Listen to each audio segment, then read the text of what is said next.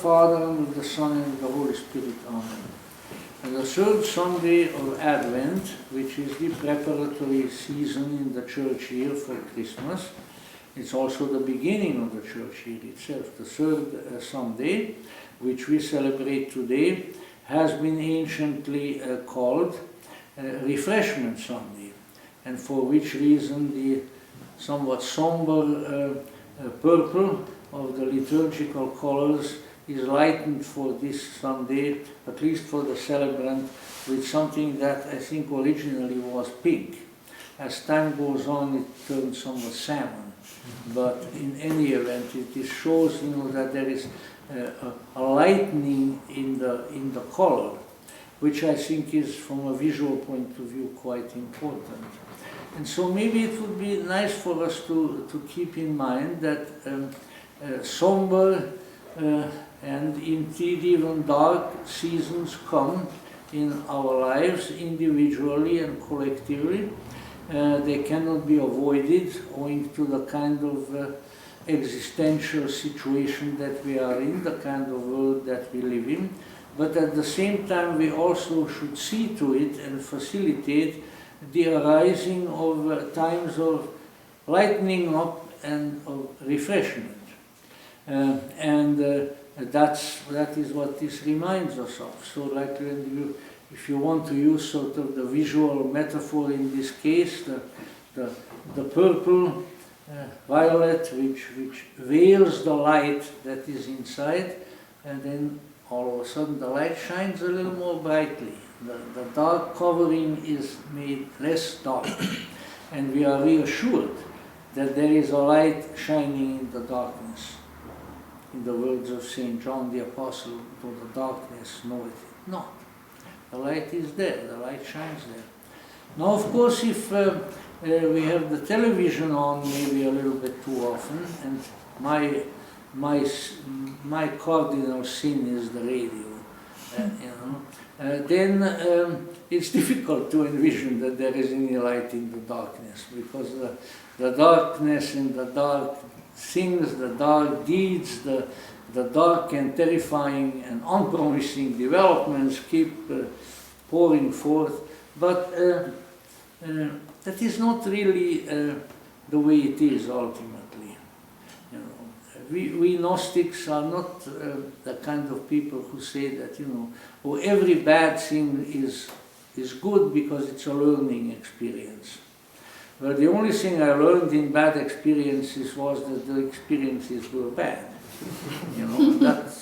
That wasn't so difficult to learn. So that's an excess. But on the other hand, it is true that behind all of this, there is something that is good. There is a light that shines in the darkness, and that light is our hope and strength. And of course, one of the places where it flickers and maybe sometimes burns more brightly is right within ourselves, because that is the opening, that is the gateway to the greater. And really that is why we come together here on Sunday morning or any other times. It is in order to come closer to that light, to see it stimulated, to see it fed. The Holy Communion has been called the bread of the angels, because it feeds our angelic nature. Now, of course, we need to feed our human nature too, and so forth, and that, of course, is understood. And sometimes too much has been made of it, all kinds of kosher and similar laws, and we cook up our own kosher laws. When people are no longer religious, then they make dietary rules according to the great God health. And a few years later, they find out that it was incorrect. You didn't get much healthier. Cholesterol is not as big a deal as it used to be, and the saturated fats and all of that. Why? Because the statements made about those things are ultimately unbalanced and foolish, and they are discovered as being such.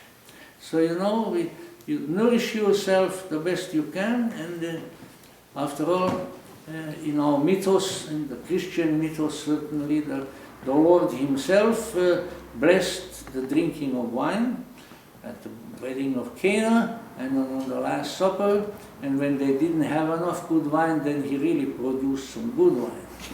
You know, you wouldn't expect the Logos to dish out some kind of crummy wine, you know, sort of wine or wine from, and so forth. So it means, you know, that avail ourselves of the things that gladden the heart.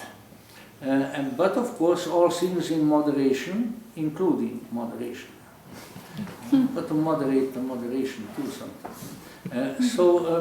It is necessary then to contribute to refreshing ourselves while we are here in this world. Because otherwise things become too onerous. It becomes darkness of darkness.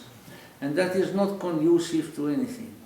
And there are so many things that are capable of contributing to the gladdening of our hearts. To some of us who have that particular calling and inclination, I think being at the altar with the Holy Eucharist, as far as I'm concerned, nothing in my life has gladdened my heart as much as that, and I will be grateful in all eternity for having been able to do that in this life, and I think a lot of our priests feel the same way.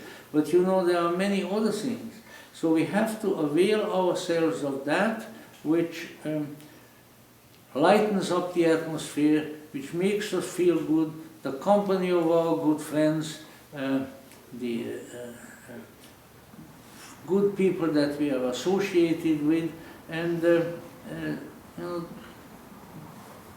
ignore and discard the things, at least from time to time, that don't contribute to that.